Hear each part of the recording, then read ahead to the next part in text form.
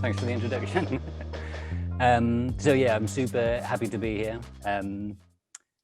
It's quite a funny experience being part of a remote conference, but I'm really glad that Hackaday have done this, and I want to say thanks to the Hackaday team for extending out the kind of 20-minute demo slot into something that I can fit this into, because it's a bit of a huge subject.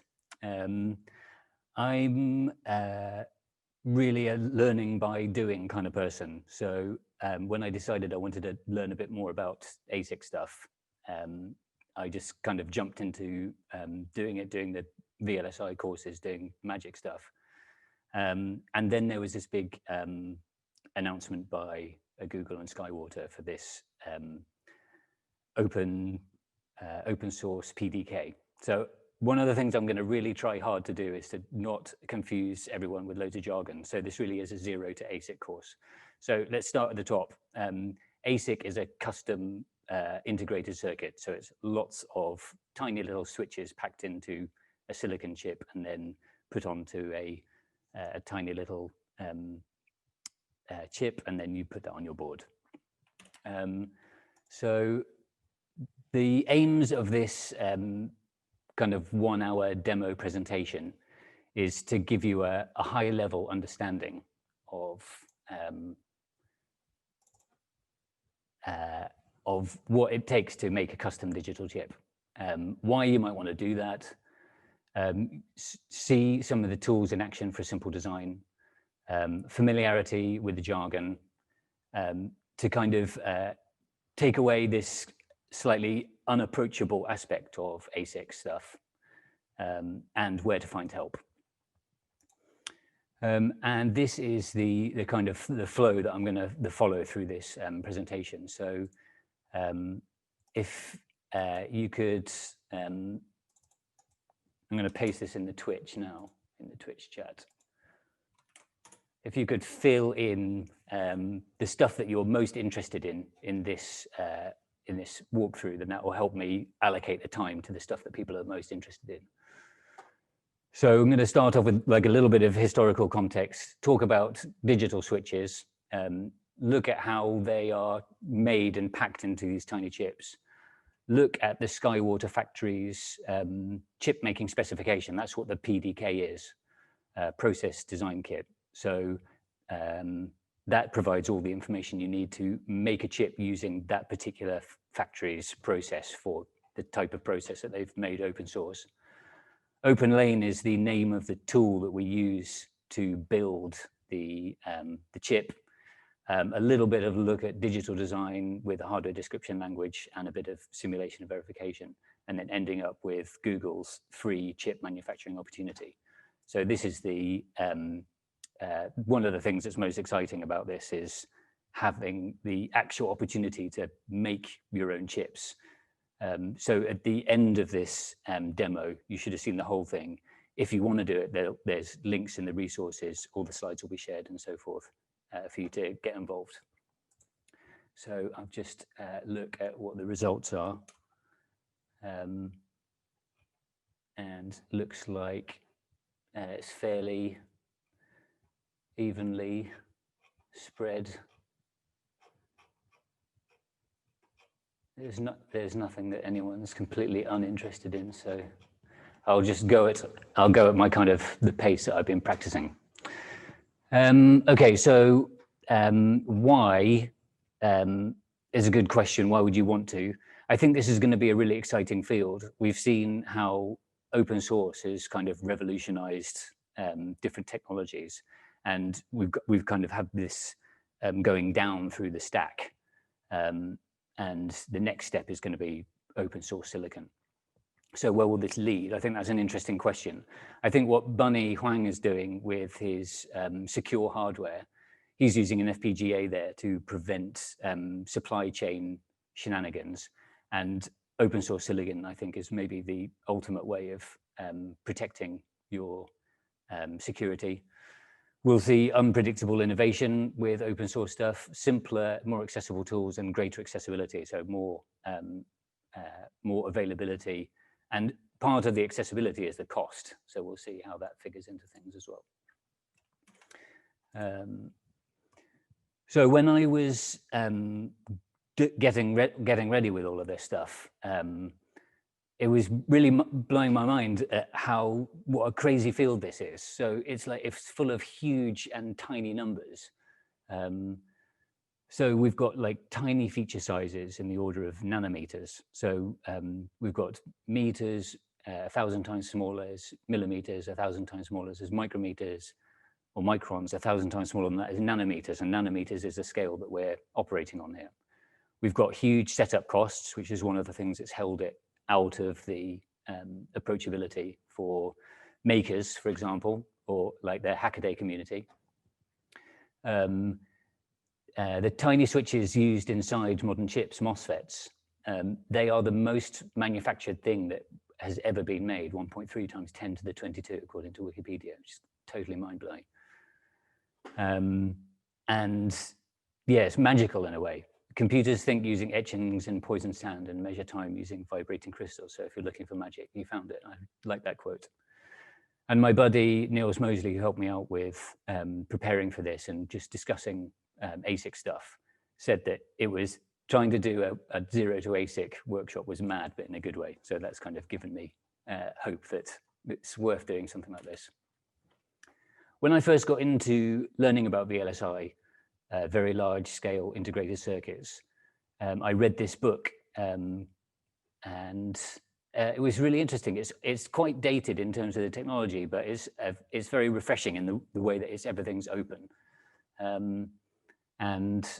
One of the things that they talked about was about learning by doing. So that resonated with me, and I hope that resonates with you as well. And you see that throughout this this demo that there's nothing really unapproachable here.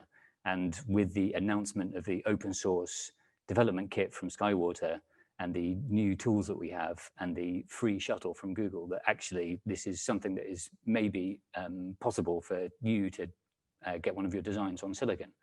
That was certainly one of the things that really excited me. As an electronic engineer for 10 or 15 years, I never really thought that I would ever make a chip, but that's always been kind of like I don't know, kind of magical thing for me, maybe. So a little bit of context. Digital computers need switches, and it used to be mechanics, and then it was relays, and then it was valves, and then it was transistors. And in transistors was the first transistor was 1954. This is the from a photo from the Computer Science Museum in San Francisco. And then this is an integrated circuit. So when you put multiple switches together or multiple parts of a component on one bit of silicon, it becomes an integrated circuit. So it's a way of making things smaller. And we see over the years how things just got more and more and more exponentially complex. And now we've got millions or billions of transistors or switches on a chip.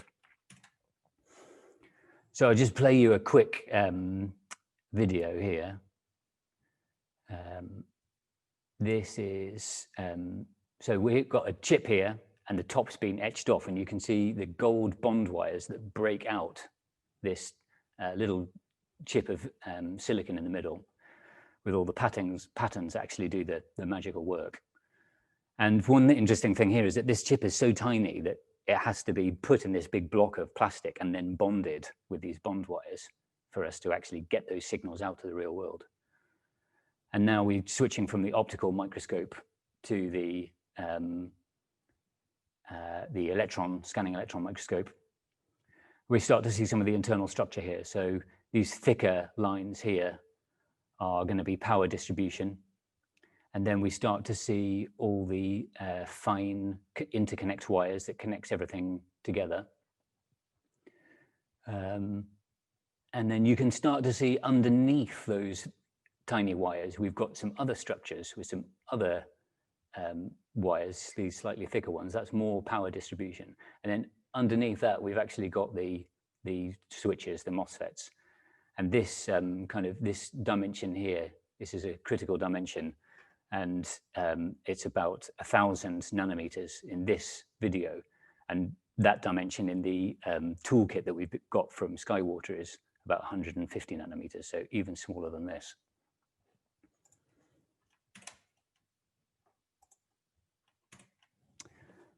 So a MOSFET is a type of transistor. So these small switches that we need to build up the chip, we use a MOSFET these days, which stands for metal oxide silicon field effect transistor, so quite a mouthful. First MOSFET is 1959, attributed to 2 people. If you've used MOSFETs in your own projects, maybe for driving motors or H-bridges, they kind of, the big ones look like this. I think actually this thing that I've got on my desk here is a MOSFET, is a smaller package.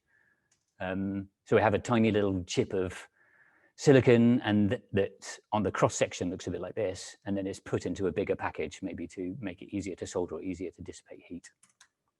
And if we look across the surface of the silicon, we have a structure a bit like this. And I'm not going to get too into this, but just a really super high level overview.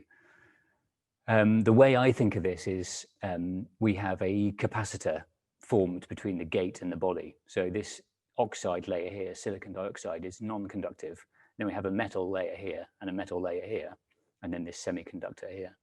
So when you've got 2 metal plates that are insulated, you've got a capacitor. When we put an electric field across here, it changes the electrochemical properties of this channel region, and it allows a current to flow from the source to the drain, or the drain to source.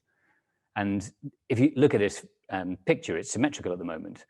And we normally, to make these actually work, we make them asymmetrical. So you can see in the circuit symbol down here, there's an asymmetry. So I won't get into that, but it's an interesting part of how the structures actually work on the chips. And this gate length here, this distance between the source and the drain regions for the Skywater process that we have access to now, that's 150 nanometers. So that's the scale. So why MOSFETs? They're easy to manufacture in volume. We've got this super cool way of making hundreds and millions of them all in one go. It's easy to change the size, so you can make a big one for power switching, or tiny ones for calculation, digital computers. And it's become the basic building block of modern electronics. So let's have a look at how we could use a MOSFET to build one of the most basic structures of digital electronics, an inverter. So an inverter, if you're just drawing it out on paper, you draw it like this. We have a simple truth table. If you've got an in of 0, the out is 1. So let's have a look at that. If the gate of the MOSFET is 0, it's not turned on. This is an NMOS. So if this is not turned on, then the pull-up resistor here pulls this to be high. So we get the output high. If we turn on the input, now this starts conducting. So it shorts this to ground, and then the output becomes low. And one of the problems with NMOS, and so the introduction to VLSI book is all based on NMOS technology, but one of the problems is efficiency, because when this is pulled down, this resistor is always conducting. So it's always dissipating a tiny bit of heat, but because you've got millions of them in a chip, it makes a lot of heat. And we all know from our hot computers and hot phones that cooling is a problem. So what we do is we put an N and a P channel together, so that the P replaces the pull-up resistor, so that when the P is turned on, it's pulled up, and when the N is turned on, it's pulled down. So putting the two together in this complementary style is called complementary MOSFET, or CMOS. And the big reason to do that is for efficiency. So how do you actually make a chip? Well, fundamentally, you draw squares that represent where metal or the silicon dioxide isolation, or where the doping, the N or the P type semiconductor needs to be. And it used to be done by hand. You can see these people here doing some cutting on some red tape there. But you could do it on anything. You could do it on Inkscape. And actually, my first tiny demo is in logo to G2S. I've got a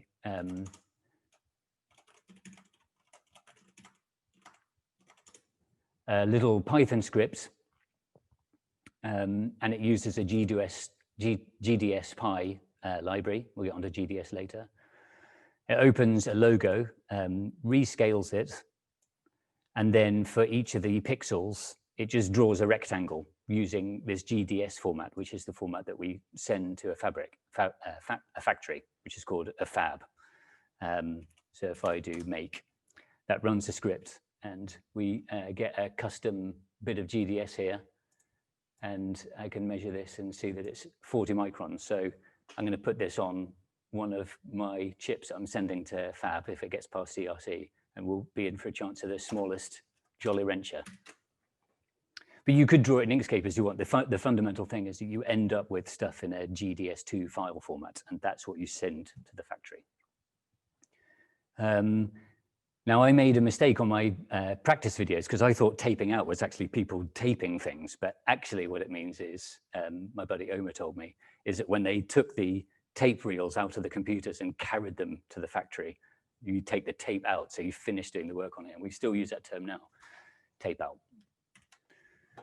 So if you want to know more about how this stuff is actually done, then I really recommend Sam Zalouf's video from Supercon, because he built up this process in his garage using a very small set of masks and a big process size. So a very quick walkthrough is you get your doped silicon, so a P-type silicon ready, you put photoresist on top of it, you bake it, and then you put a mask on it and expose it with ultraviolet light, which changes the photoresist. And then when you develop it, you can wash it and wash away the holes. And then you can do some process. So you've got this kind of pattern on top of the silicon. And then you can either etch and cut away, or you can bombard it with N or P type dopants to change the chemical structure of the silicon. Or you can grow a level of silicon dioxide on there as an insulation layer, or you can grow polysilicon, which is another type of structure that we use on there, or put metal on there for interconnects. And you end up with these amazing 3D structures. So I just got this one straight out of Wikipedia. I quite like this one because it looks like out of a computer game. So if someone wants to make a computer game 3D, you have to kind of jump and follow these bridges as part of the game. I think that would be quite cool. This is what an inverter looks like in the Skywater standard cell library. And I'll explain what that is in a minute. So the thing that I think that really piqued my interest on this is seeing how it's fundamentally a three-dimensional structure that builds up this functionality on the chip. And I saw this really recently on Twitter, and asked permission to reproduce it here. And this is, you can see here, so this is like the working layer. So when I showed that Mosfet picture before, here's all the switches here, and then we've got all these interconnect layers building up. And this is like a reverse engineering process. So you can see how all these things are stacked up together that make up this whole working chip. Okay, so let's take for the next demo, let's take a quick look at how we would actually build a CMOS inverter using a tool. And the tool I'm going to use is Magic. And it's a very old tool, but it's still used a lot today, and it's used in the open source flow.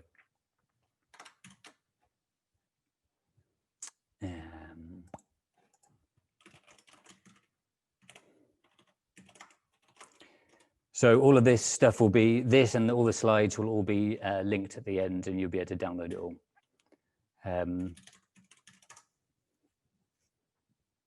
So here's one I drew earlier.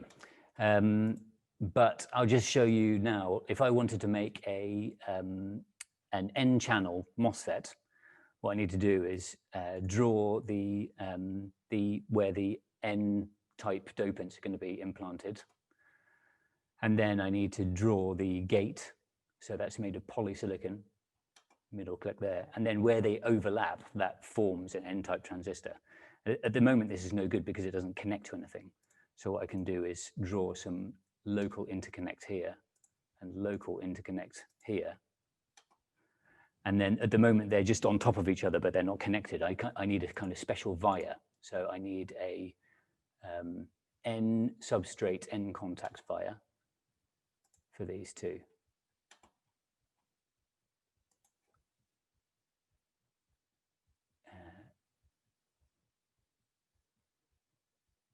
where is it? There. Now you see all this white stuff around here is Magic telling me that it's got DRC errors.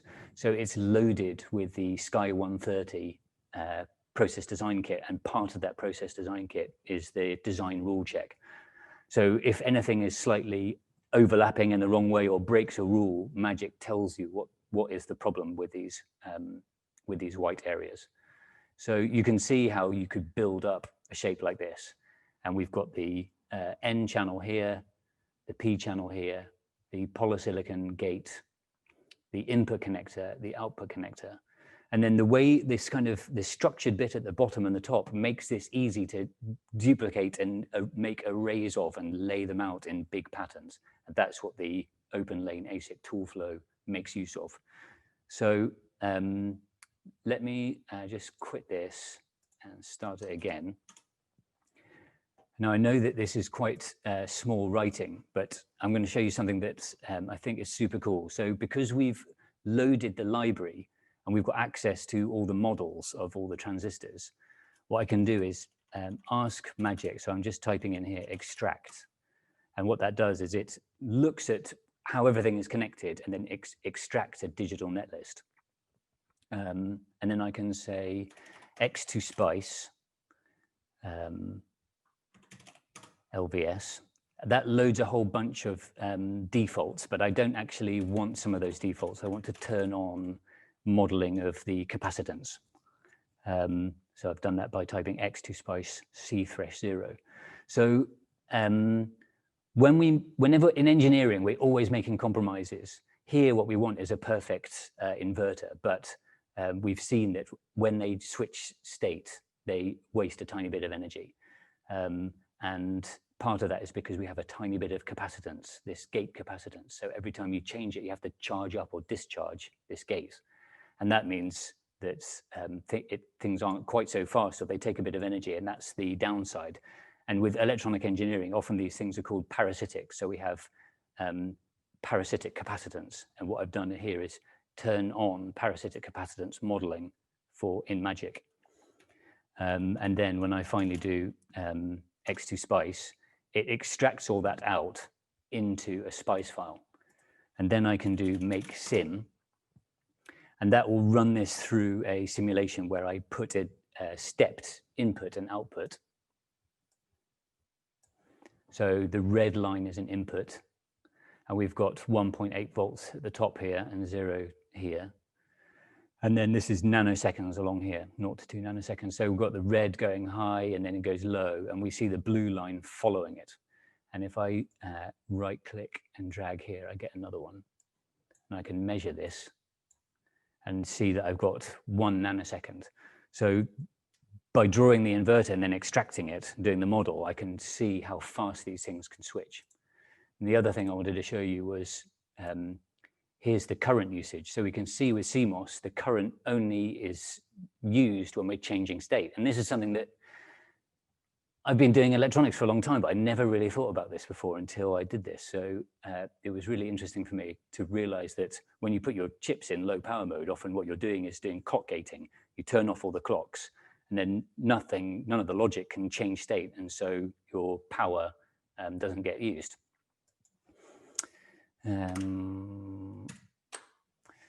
So yes, what's next? We've built an inverter and modeled it, but in reality, we're not going to be drawing all of this stuff out because it takes too long. And we might draw stuff out for analog side of things, but I'm concentrating on the digital side of things. So what we get from Skywater, and one of the exciting parts of this announcement was the Skywater 130 nanometer process has been made available on an open source license.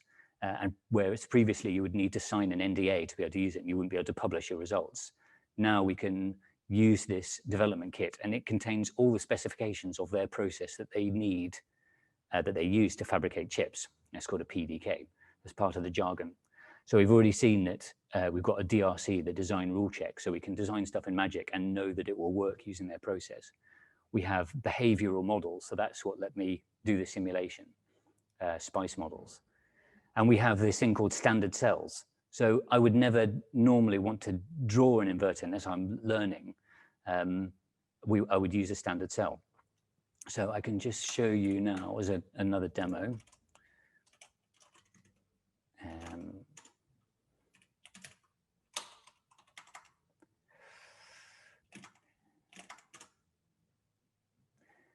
This is using a tool called K-Layout, and here are all the standard cells for the high density version of the cell library. And there's about 150 of them. And here is Inverter 1. So it's you can see it's quite similar to what I drew with the input and the output, and this top and bottom that all tile together. And I can measure this, and we've got 150 nanometers. So this is one of these critical dimensions. And we'll get a bit into why that matters and where the naming comes from in a minute. Let's take a look at an 8-way inverter. Show this new top. So this is put 8 of them all together in parallel, so we get much stronger drive strength. But you can see it's still the same. It fits. They're kind of like Legos. You can fit them all together in a structured block with power at the top and ground at the bottom, always the same distance across the top. Okay. So standard cells. So a big part of the standard cell library is we've got all these cells. But also one of the things that's really confusing and made it hard for me to get started was just the density and the quantity of information. So if we go to this Skywater PDK, which I've got extracted here, I've got nearly 3 gig of files on disk. And if I find them all and count them, I've got 75,000 files. And a lot of this is not of any use to me at all, but sometimes I want to find a file or I need to look something up, and finding stuff in all of this is difficult. And that was one of the things that slowed me down at the beginning. Turns out you don't need that many things, but it's good to know where they are. So I showed you the high density standard cell library, and we've got 160 cells there. But we also have these different versions. I haven't got any of these on my computer, so I'm just focusing on the high density ones. But you've got ones that are optimized for high voltage or high speed or low power. Let me just check my notes. And have a drink of water from my beautiful bottle. So this is a not to scale look at Skywater 130 process that we've got available. So we've got the P substrate at the bottom. If we're drawing a P channel Mosfet, we need to insulate it with an N well. Then we have the diffusion layer. So that would be P for a P type or N for an N type. Then we've got the polysilicon gate. That was that red stuff that I showed you in Magic. The local interconnect that joins things up. Here, this kind of green layer, local interconnect, and then we've got a metal one. So underneath here, let me see if I turn on this pointer. Underneath this level here is all the standard cells. And then above on this is like a 4-layer circuit board that we get given kind of as part of the process design kit. So we can put all the standard cells in an array and then connect them all up in the way that we want with metal layers 5, 4, 3, and 2. So with the PDK that we've got from Skywater, we've got 33 layers. This lot are used for actually drawing the transistors. This lot is for connecting things up, and this lot here is for packaging. And I'll explain the packaging bit when we get to the shuttle at the end. Okay, so very quickly. So these slides come from Mohammed, who has been doing a lot of work on, and he did a presentation for the FOSSI dial-up. So that's linked in the resources at the end, but I just want to thank him for the slides. We've got a bunch of file formats. The GDS is the thing we send to the factory in the end. And we've got def and lef files, and they're used a lot in the intermediate processes. So the def files are just kind of, because we end up with millions of things, the computers can really slow down if you're trying to have all the information at once. So you abstract it by having just where the blocks are, the cells are, and where the inputs and outputs are. And then you forget everything else. So you can do the routing just with the def file.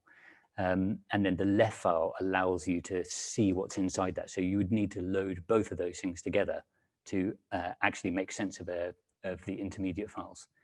And I'll show you an example of that when we get onto the Openlane ASIC flow. So I already mentioned DRC as part of the process development kit, process design kit. And I just wanted to share my favorite example of a DRC rule, which is an antenna rule. So remember, we're building up this structure layer by layer, and we start at the bottom by building our gate. And then we maybe connect it up to a metal 1, go through a via metal 2. But between every process, we need to kind of clean and flatten the wafer. And that cleaning process can charge up anything that's exposed. So this metal 2 could get charged up. And then if there's enough charge on there, it can destroy the gate. And we break our chip in the process of making it. So a DRC antenna rule is make sure that these metal lines don't get too long, or if they do get too long, that you have like a special diode here that protects the gate. So if you've ever done electronic engineering, you often have these special ESD diodes, electrostatic discharge diodes, that protect things if you touch them with a static shock. And we basically use a very analogous thing here to protect the gate against static shocks during the manufacturing process. So I mentioned this whole 130, Skywater 130 nanometers. This is another thing that I found really confusing and frustrating when I was getting involved. I was like, this 130's got to mean something. What does it measure? Is it like what part of the chip does it measure? But it doesn't anymore. It used to mean the gate length and the half pitch. Back in 1992, they were both the same. So they got called the 500 process, node 500. But as time has gone on, these numbers have drifted and they don't line up anymore. A recent IEEE article titled "The Node is Nonsense" was quite interesting. They were talking about better to choose something that tells you about the density of the cells that you can get on, or something that is more fundamental. But the structure, this Skywater 130 is using it like a very traditional Mosfet structure, and the latest tinier ones are quite different to this. So this is a fairly old process, but it's still extremely useful. So this comes from Mohammed Qasim's presentation, also on FOSSI dial-up. And Europractice ASIC factory, 50% of their output is 130 nanometers or bigger. So it's still very widely used in industry. Okay, so we got on to Openlane. So you can check out and download Openlane from this GitHub link. And it takes in design files and then spits out GDS2 files with very, very little intermediary messing around that you need to do. It only takes about 15 or 20 minutes to install, but you will need about 3 gigabytes of space on your computer to get the PDK in there. So I'll just talk through this process briefly, and then I'll show you a couple of examples with showing the intermediate files so we can see how the GDS files that we're going to send to the factory get built up layer by layer. So we typically write a model of the thing that we're trying to design with a high-level language. I'll get onto that in a bit. And we need to synthesize that text language into a list of like ands and ors and flip-flops, these fundamental digital building blocks. We can do STA, static timing analysis. So that allows us to work out how fast the chip can work. And then design for test, DFT, allows us to put special structures in the chip that make it easier to debug if things go wrong later. Then inside we've got Open Road, which is a whole other toolkit that is like the kind of the core of this flow. And it does floor planning, which is working out how big the chip needs to be and where the pins go around the outside, where best to put the cells, clock tree synthesis. So the clock is usually our designs have a clock in them for digital design, and the clock is one of the most important signals, and it needs special consideration. optimizing and routing, the antenna diodes insertion. So that takes care of the DRC rule that I explained about the antenna diodes to protect the gates of the MOSFETs. We can do a logical equivalence check. So that checks that the output from what we've got from Open Road matches our input. Coming on through here, we can extract the parasitic resistance and capacitance like I showed you in the Magic demo, and that can give us a better understanding of timing. We can do another timing analysis, and then we can do GDS2 files. So we can generate the GDS2 file, and then that's what we can send off to the factory. So I'm going to show you this with an example, continuing with the inverter example, because I want to take this inverter and show you all the way through the process. So like I said, we're not going to draw an inverter. We're going to use a standard cell, but we're not going to arrange those standard cells by hand. We're going to use a high-level language. And in this case, we're going to use Verilog, which is a hardware description language. And we can describe the hardware we want by typing it out in text. So I can say, I want a little block with an input and an output, and the output has got to be the NOT of the input. And that's all this is saying. And then I give this into the beginning of here, and it goes all the way through, and then out, we're going to get the GDS2 files. So let's see how we do that with Openlane.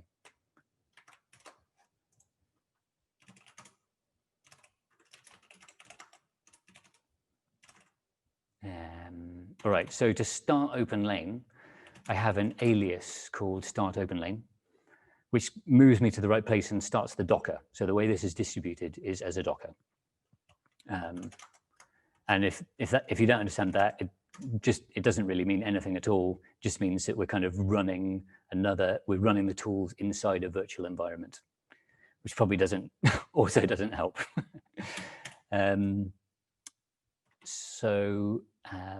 And then on the other window, I'm going to be in Openlane Designs. So I'm going to say flow. So the main tool here is flow. And I'm going to say I want an inverter design, and I want to init design config. All right, no, not double slash, single slash. All right. And then here, I've got this setup file. I've got nothing in source, and I've got a default config. So this is all generated for us. Now I'm going to copy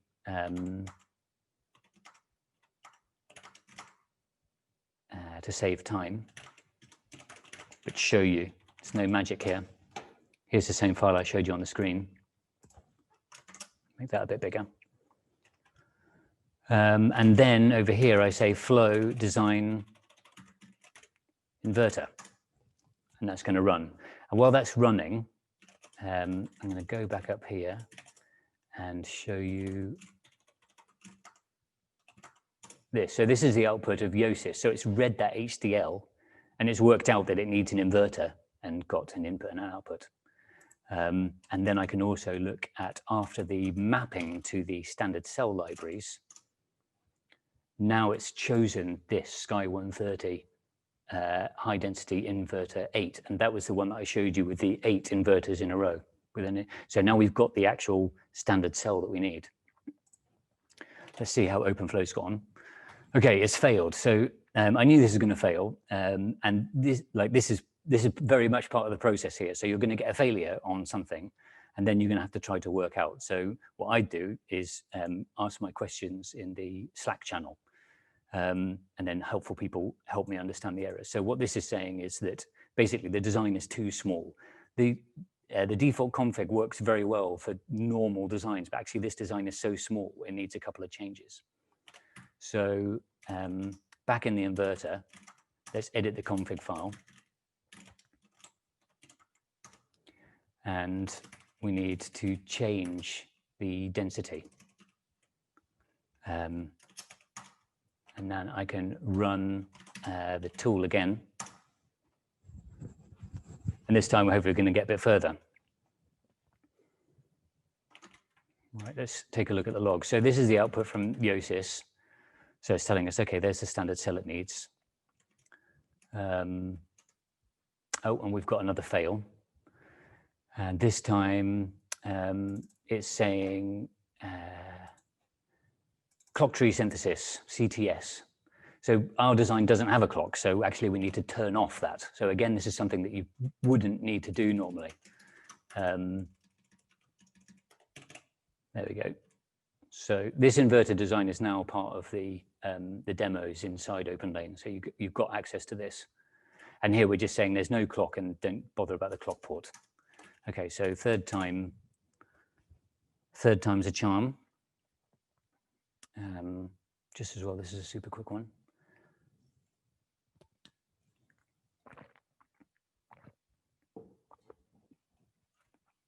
And we're getting a lot further here. And we've got a result. So back here in where the source is and the config, we've also got runs. So we've got the 3 runs that we just did. And this is the latest one. And there's a lot of intermediate files. And this is another thing that took me a long time to get my head around. What does all this stuff mean? What stuff to pay attention to? What stuff to ignore? So for now, all I'm going to show you is just the final result. And then for a slightly more complicated result, we'll take a look at a few steps along the way. So the way I'm going to do this is presentation tools, and I'm going to say make magic final design run date equals. So that little bit of stuff in the background there's what I'm using to make it fast for me to show the intermediate files in this presentation. And the make file is pushed on my GitHub, so you're free to check out what's actually happening there. It's not too hard, it's just to save time. So we've got our input here and our output. Zoom in a bit. And most of this is filler. We've got our power distribution here on these big vertical and horizontals.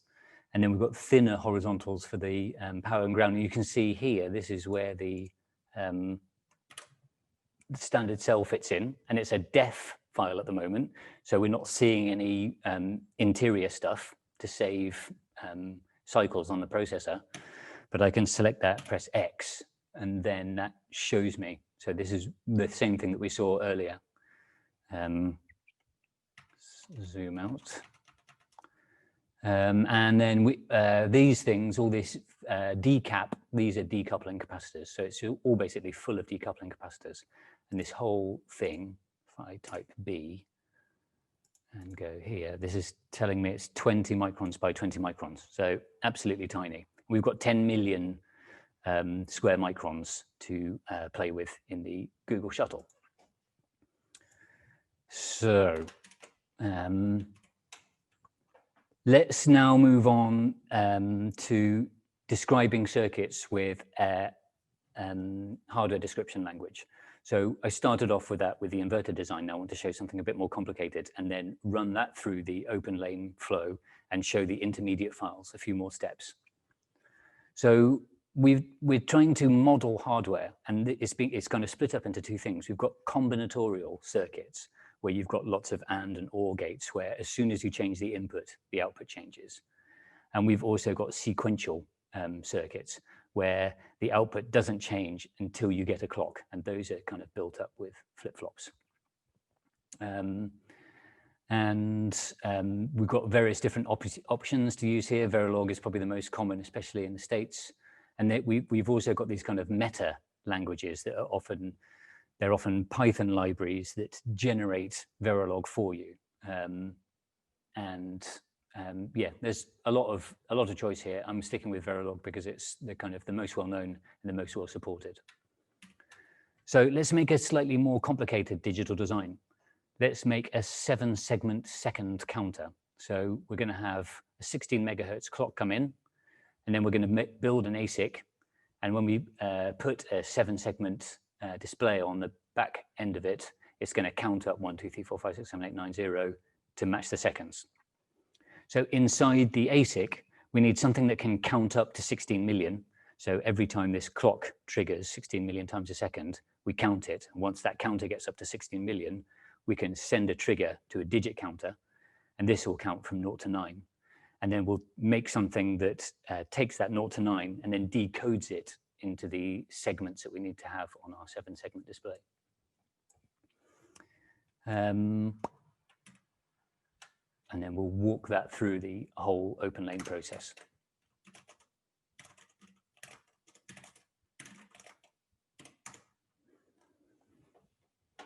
So same as before, we've got an input clock, input reset, and now we've got 7 wires coming output to drive the LEDs, 6 down to 0, so 6 including 0, 7. To count up to 16 million, we need 24 bits. So we need 24 flip-flops, and we can ask for 24 flip-flops to be wired in a row by saying we want a reg, so register 23 down to 0, second counter. And the same for a digit, but we only need to count up to 9. So we'd make that 4 bits, and we can count up to 16. This is to do a simulation, so I'm going to ignore that now. And then here we've got the sequential part, the counter. So this is saying that it's only going to trigger on the clock. We've got a bit of reset stuff here, so if we get the reset, set everything back to 0. Otherwise, if we hit the maximum counter on the this 16 million cycles per second counter, set that back to 0 and increment the digits by 1, and then do the same with digits. So if they get up to 9, set them back to 0. Otherwise, we're going to just be adding 1 to the second counter all the time till it gets up to 16 million. So it's very tempting to read this as C or something sequential, but it is absolutely not. It's one of the difficulties with a hardware description language is that you're describing hardware. So when I write something like this, I've basically told it that it needs to build a full adder out of digital logic so that we can add 1 to a register every time. And when I say something like this, I'm saying build a set of combinatorial logic that connects to each of the flip-flops in second counter that can do like a complicated add or XOR whatever until it gets to a single signal that goes high if it gets to 16 million and is low at all other times. And when I say register, what I'm asking for is a whole load of flip-flops all joined together in a way that lets me use them as a block of memory. Then down here, I've got the bit that does the 7-segment decoding. So this is combinatorial logic, one way of doing that. So whenever the input counter changes, so this is this number from 0 to 9, then it's going to be setting the segments to be what we need it. So let's take 3 as an example. If the input is 3, then we want segment 1, 2, 7, 3, and 4 to be on. So here was 7, 3. So 1, 2, 3, 4, and 7. So that's how it would show the 3 on the LED 7-segment display. So let's now run this through Openlane. So I'm going to do flow design 7-segment seconds. Yeah, this takes a little bit longer. So now while that's running, I'll go to Openlane design 7-segment seconds. So in source, I've got that same file. And config, this is the default config, so I didn't need to change anything for this design. So because it's big enough, all the defaults work fine. I didn't need to mess around with that. If things don't work and you need to explore the design space, then one of the cool things with Openlane is it has these kind of feedback loops. So you can say, try with these different densities or these different clock speeds or these different aims for area, whatever you're trying to optimize. And it will go round and round in a circle, trying all these things out and then give you a report at the end of how well it's done. So we taken our design, this 7 seconds, and it's being synthesized with the OSIS as we've seen before. So this input Verilog has gotten turned now into this netlist. So let's take a look at that. Postsynth ... This is a much bigger file now. Let's see. So this part here is the comparison. So we've got the counter, and that we've got 24 elements of that bits, and you can see how they're all being NANDed together or ORed or all knotted all the way to the end until we get to this one last signal. That's going to be the rollover signal when it matches with 16 million and it increments. This is the full adder that can add 1. Here's all the D-type flip-flops that are used to store that number. So we've got a bunch up here and a bunch down there. I only know this as quickly as I do because I've spent some time looking at this diagram before I showed you. Here's the 4 D-type flip-flops that we need to store the numbers from 0 to 9. And then this is the decode logic. So this is all this combinatorial logic. So as soon as this number changes, it flows all the way through here. And then the output segments changed here. So let's see how that's gone. Right, it's finished. So now I'm going to go back to, okay, so got to do the same thing with runs. So the latest one is this one. And I'm going to show first the floor plan. So this is where the tool's trying to work out where things are going to go and putting the pins in. So there's very low detail. So make magic floor plan. Design equals 7 segment seconds. Run date equals. So down here, we've got all the standard cells that are being used in the design loads, but they're all on top of each other. And then here we've got, let's just zoom in here. We've got the pins being laid out. And then the rest is kind of the basic structure of the size of the chip.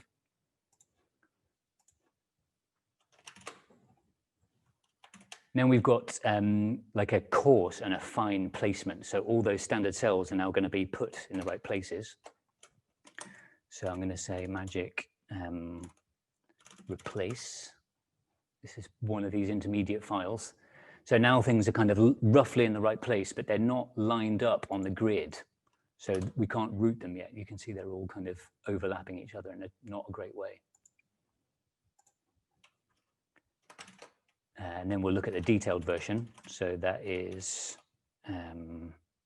placement. And now everything is lined up. So they still look overlapping, but remember that the standard cells do overlap on the top and the bottom because they're sharing the power lines. But it's all very ordered now. And so the final step is wiring it all together. So that is make magic final. So we've got the pins, got everything laid out. We've got quite a lot of filler, but we've also got all the juicy standard cells that are making this work. And as before, I can, let's find something like this one. This is a 3 inputs and gates. And I can do this and see because I've loaded the left file as well, I can bring up this extra detail and see inside. So how big is it? I can type B here. And this is 100 microns by 100 microns. And so that's 10,000 square microns. And we've got 10 million square microns. So we can put about 1,000 of these designs into the Google shuttle. So that gives you a kind of a sense of scale about what you could achieve experimenting with this kind of stuff. Okay. Yeah, we've just seen this one. And then the sign off is done with layout versus. So Yeah, so if Openlane finishes without an error, it's DRC clean and it's ready to send to the foundry. Although one thing we've not looked at yet is the pad ring, and that's the bit that the design fits into that has the bond pads that break out to the chip. So that's what we'll look at with the Google shuttle, which is the next but one thing. I just want to have a quick time check because I know people are going to go to they're going to other workshops. So what is the time now? Nearly 11. So I think I've got time to talk about this as well. So we are making physical hardware here. We're not doing stuff with like a Veroboard or a breadboard. We can't change stuff after it's been made. And we have this super long waiting period, maybe 2 or 3 months before we get our design back. So we want to be super, super sure that everything's going to work well. And we can do that with a combination of simulating the design. So that usually that's showing that some functions work. So in my 7 seconds, I can do make sim. This uses an open source simulation framework called CocoaDB. And then I can load up all the digital waveform here. So I can see the clock changing, the seconds counting up, the digits changing, and then the decoder working. You can use a coverage tool, and that tells you how much of your design you're simulating, and that can tell you whether you're missing stuff. And you can do verification. So that's like one of the options for verification. We've now also got open source formal verification tools, which if you've seen any of my other videos about that, you'll know what that's about. But that's a way of proving that your design is good and is going to work. And that's a way of saving time and cost with this kind of stuff. So final chapter. Thanks for bearing with me on this super long demo pres, is the Google Skywater shuttle. So I don't know why it's called a shuttle, but I thought I'd put a fun space picture in here. But essentially what it means is every few months, one of these big factories takes like a group order, and that's called a multi-project wafer. So instead of like just one factory, like one design company, like say Texas Instruments buys like 1 million wafers or whatever, they, a whole group of people team together and buy a little slice on a multi-project wafer. So you send your designs in, they're all aggregated onto one, and then that wafer is made and then it's sliced up and it gets sent out to everybody. So when I was first looking into this a couple months before the announcement, it was looking like it was going to be kind of $10,000 to $15,000 to be part of a multi-project wafer. And one of the exciting things that has happened recently is Google have made a free shuttle. So by putting your designs in an open source format and submitting them to eFabless, you can have a chance of having your silicon made. So this is from Tim Ansel's slides, again on the FOSSI dial-up, kind of explaining the philosophy.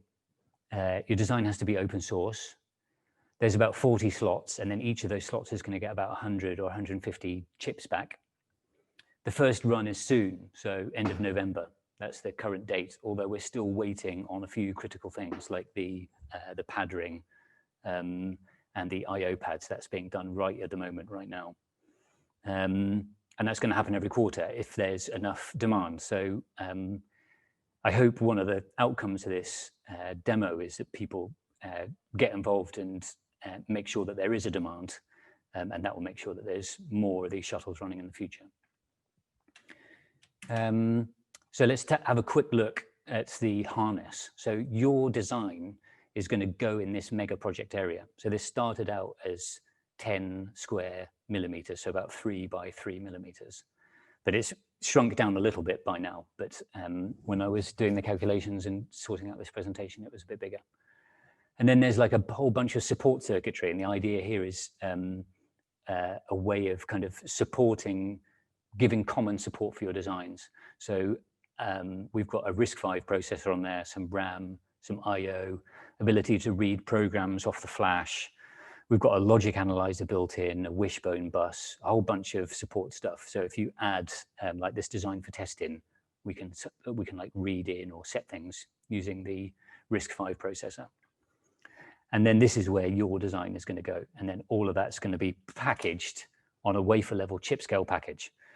So when I was looking into this, I was thinking it'd be cool to get one of these big kind of ceramic dual inline packages, but they are really expensive. You pay like 10,000 euros for the MPW and then 5,000 euros for the packaging. Whereas this is all done in the fab. So it's kind of much cheaper. And those final 5 layers in the Skywater PDK layers are these layers here. So the back of the package is actually the back of the silicon wafer. So it's really thin, really small. And then we've got, it's a bit like a BGA package, ball grid array. So we've got the bumps on there. So it's a trade-off. It's cheaper and it gives better performance. There's lower inductance because there's no bond wires. So it's good for high-speed designs, but it's a little bit harder to solder. Although I find BGA easier than QFN personally. So, and you're going to get about 150 of these. So if you mess up a few, it doesn't matter. I think this is the ultimate slide. This is just like showing you some designs. So the Pico RV32 is kind of like a common RISC-V processor made by my friend Claire. And you can fit 10 of those on that mega project area. You can fit 10 USB endpoints. You can fit 10 AES encryption cores. You can fit 8 IBIX RISC-V cores. You can fit 1,000 of those 7-segment decoder little blocks that I made. This little VGA clock that is going to be one of my first designs. I think I can get about 500 or 600 of them in that mega project area. So here's all the resources. Go to the slides. Here's the slides. Then you can click on all the links. The FOSSI Foundation dial-ups are really useful. If you're going to take this seriously, get involved in the Slack. Kunal's Udemy course, the VLSI one is a good one for like getting started, and this Introduction to VLSI books is good. I'd really recommend simulating and making a design work on an FPGA as well before trying to go to an ASIC. That will really help you with your digital design. I'd like to recommend Tiny FPGA and Icebreaker, and the what the FPGA course as a way of getting started. And then my repos that I've used for this presentation are all here. So big list of people to say thanks to. Really helpful getting me up to started, helping me proof the presentation, telling me what stuff is too crazy, what stuff is not crazy enough. And then the final thing is, if you're interested in doing this, I'm going to be running a paid course later. So if you're interested in paying to do like a 10-hour Zoom course, where at the end we multi-project wafer on the multi-project wafer, put all our designs in this area, and then send that off as part of the application for this ASIC. Show me your interest here. Tell me what you're interested in learning. Give me your email address, and I'll keep you up to date with that. So that's the end of the presentation. Thanks very much for your patience. And I'm going to bring on Mohammed Kasim now to help me answer questions and give me a break so I can get a little drink of water. So hello. Stop the screen sharing. Hey, Mohammed. Hello. Hello, Matt. Gallery view, so you're on there as well.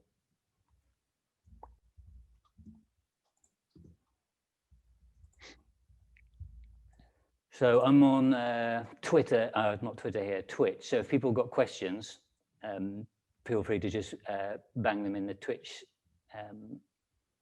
chat. And if there's anything I can't answer, then Mohammed will surely be able to.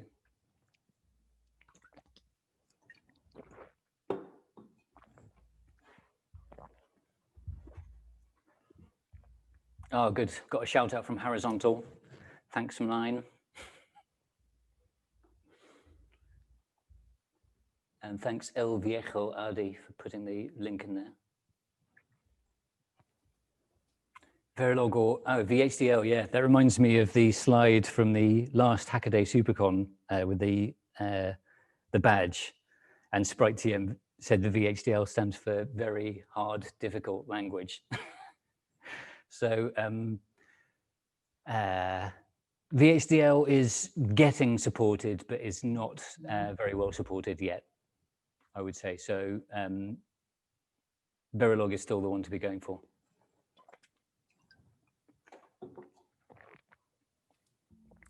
Verilog high level, yeah, got a chuckle. What was the hardest thing while you were learning? I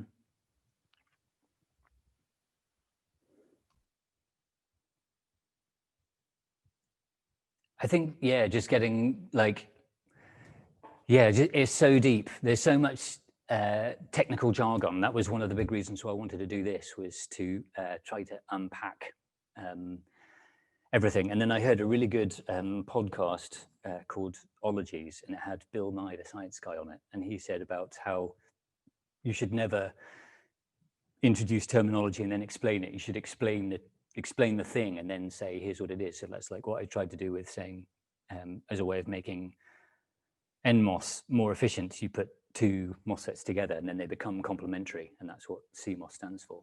Hopefully that makes things easier to understand. So yeah, I think probably getting over the jargon. Like for ages, I thought I've got to find out what this 130 nanometer stands for. That was really annoying. Have you got an opinion on that, Mohammed? Yeah, it's the transistor minimum transistor feature pin length. So the logic transistor in this process is 0.13 micron minimum. And but it's not always that, is it? Like at the moment we've got Intel and Taiwan. Yeah, so this has evolved. So it started in two microns, 1 micron. So there's an evolution across the time from very large transistors all the way to now, as you can hear, 3, 5, and 3 nanometers.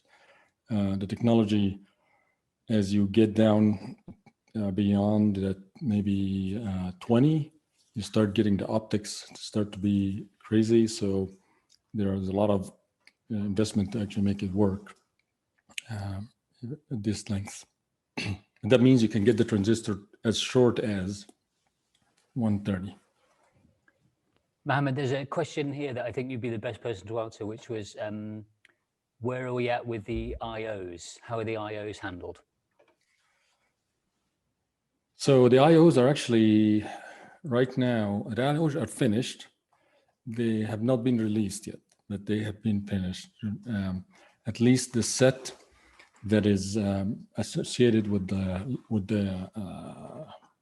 harness, it's out there. It's going to be out there soon. Meaning soon, hopefully tomorrow, because I know Tim Ansel and the team has been working on it today.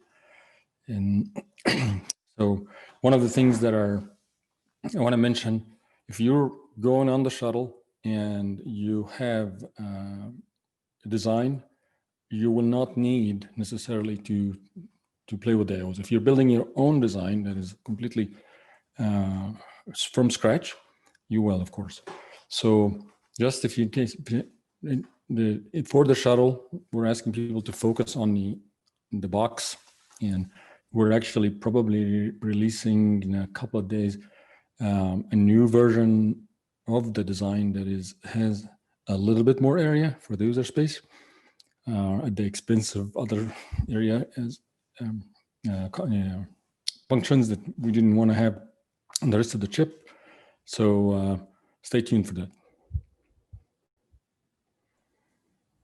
Okay, I've got a few more questions. What analog blocks are available in the PDK, PLLs, level shifters, etc.? Yeah, I've not actually looked at any of that. So Mohammed, over to you. So the PDK that is released, is the PDK lowest level. It is the transistors and components and the standard cell digital libraries, 4 or 5 variants, I don't remember, and the IOs. And this is it. So there is a vacuum of analog, and I'm counting on the community and that we actually identify a list and go through a target one by one and make them open source. So power management related clocking like PLLs. And these, in my opinion, I saw, I always see somebody talking about the high-speed interfaces and SerDes, and I say we don't even have an amplifier yet, open source. So I encourage the community to go do that and help building that library very quickly. Well, I'm not saying just stop at the amplifier, just the general next level components beyond the transistors.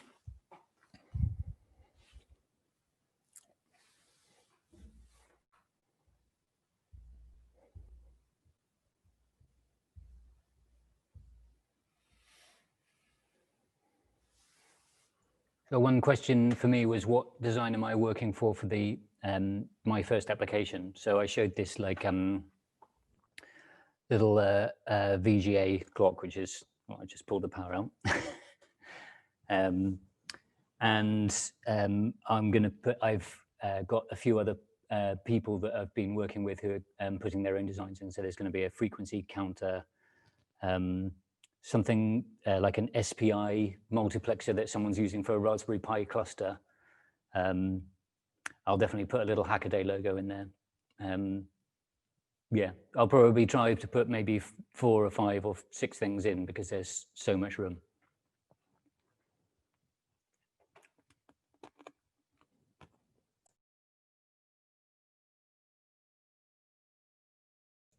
People are also talking about trying stuff on an FPGA first, so I would definitely agree with that.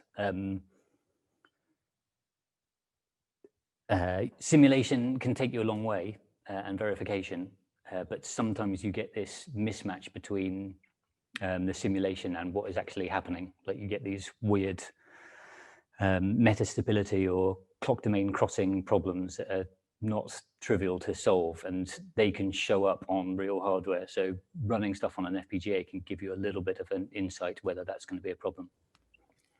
Yeah, I saw a question here about whether Magic is capable of parasitic extraction. The answer is yes. And there's also another effort going on K layout to add the extraction rules for it.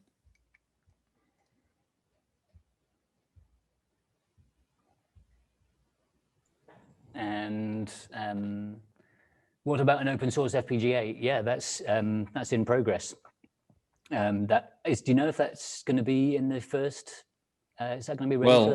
Well, from the law, laws of statistics, we have 4 different people working on different things or different activities. So one of them is hopefully going to make it. Yeah, but I think they're going to make a few of them different architectures. Some of them are tried before and some not. So, but there will be a few slots filled with an eFPGA.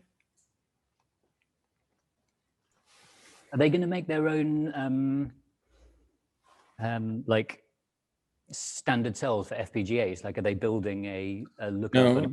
No. So this is actually the easiest and the most flexible approach that was used for targeting the process is to build the FPGA itself from the standard cell library. So basically it becomes a digital design with a certain regularity, and you put it together and it becomes an FPGA. So it actually makes it, sometimes you need to make a custom cell for certain footprints that don't exist in the standard cell, especially if the design is high density. But generally speaking, the open FPGA project is based on standard cell based architectures. We've got another question for you here about, are the Sonos cells available? Nope, they are completely proprietary, and they're not at this point open source. What are Sonos cells? It's a technology that Cypress does develop from memory and then they're not going to be there. So it was not part of it. It's like a proprietary technology made by a.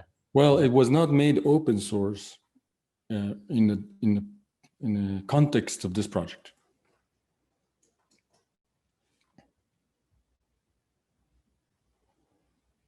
Okay, are there any active open source projects for tiny microcontrollers, 8-bit or below? 8 bits or below? I think, I mean, Pico RV32 is like the classic RISC-V small one. That's a 32 bit. 32. Only implements the the smallest part of RISC-V. I mean, there's a lot out there, but that's like I mean, that's been taped out 10, 15, 20 times. I mean, it's used quite a lot, isn't it? Yeah, we at least on our side about 5 times. So I think actually, as far as tiny microcontrollers, I will not claim that is their effort, because I don't know. Here's the beauty of open source, is that you don't know who's doing what where. So sometimes when they evolve it to a certain maturity, they show up. But I have been personally seen efforts there, and if they make sense, then people should do it. Yeah, also, I should signpost your talk on Fossey Dial-Up, where you introduced the Strive series, because those are like small general purpose. Yeah, and they are based on the Pico RV32. We've got a question here. What kind of DFT design for test Openlane is going to use? Scan chain? So we're going to have like... Yeah, so actually, and I need to check whether this is already released or not, but we're there's an open source engine called Fault. It has the scan chain insertion and vector generation, and it wasn't available in the first time around when we put out the Openlane. Now it will be in the upcoming one.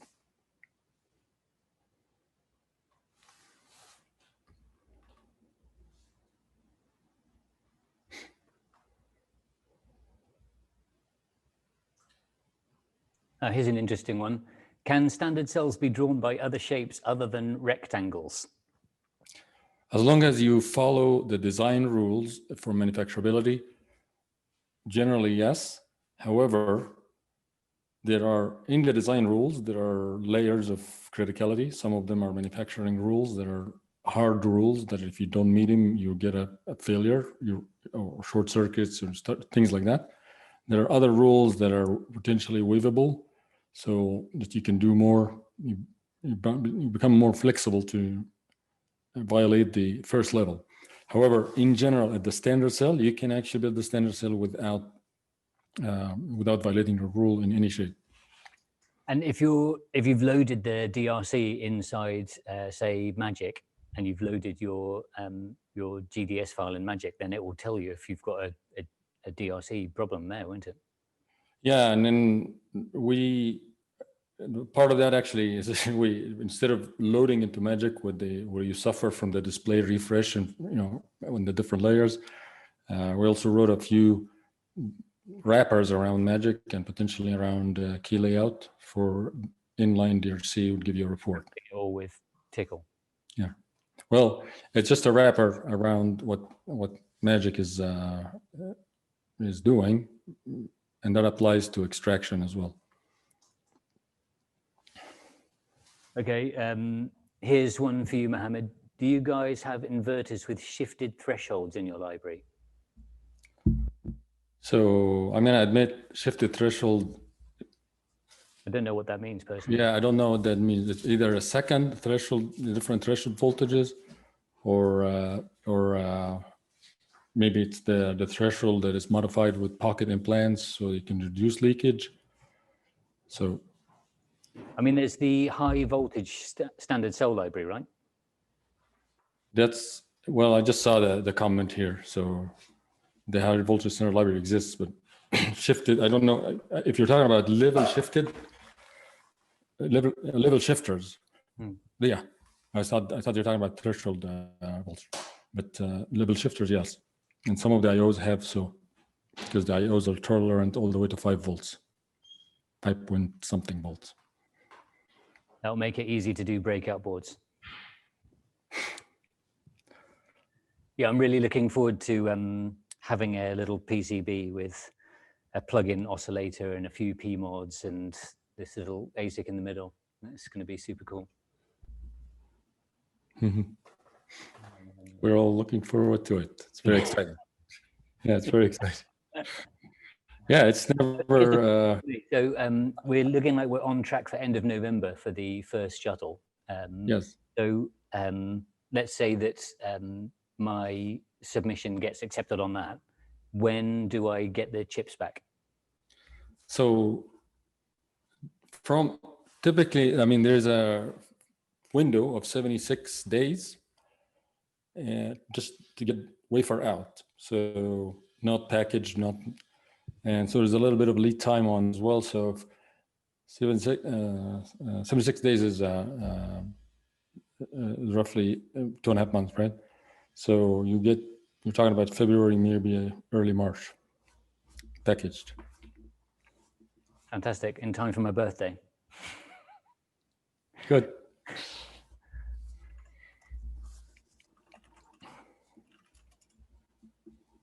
Yeah, I'm reading if there are other questions. Ratboy saying, for hobbyists, after Google Shuttle prototypes happen, what's next? But I think maybe you think, maybe I've given the impression that there's just going to be one free shuttle, but as far as I know, and Mithro's in the comments as well, but as far as I know, there's going to be multiple shuttles. So if you don't make it on the first one, you'd hopefully make it on the second one.